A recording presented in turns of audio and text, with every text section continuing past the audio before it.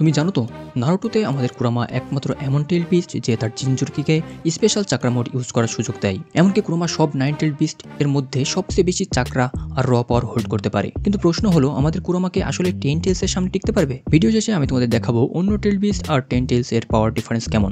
তো চলো শুরু করি আজকের ভিডিওটা। কিন্তু তার আগে লাইক বাটনের পাশে একটা লাথি মেরে দাও। নাম্বার 3 এর চাকরা। তুমি নিশ্চয়ই নারুটো সিরিজে খেয়াল করেছো কোনো টেল বিস্ট এর যত বেশি টেলস থাকে তার চাকরা লেভেল তত বেশি হয়। এমনকি মাদারা উচিয়া যখন সব 9 টেলড বিস্টকে একসাথে গেরো মেজোতে সিল করেছিল তখনই তৈরি হয়েছিল আসল 10 টেলস ফর্ম।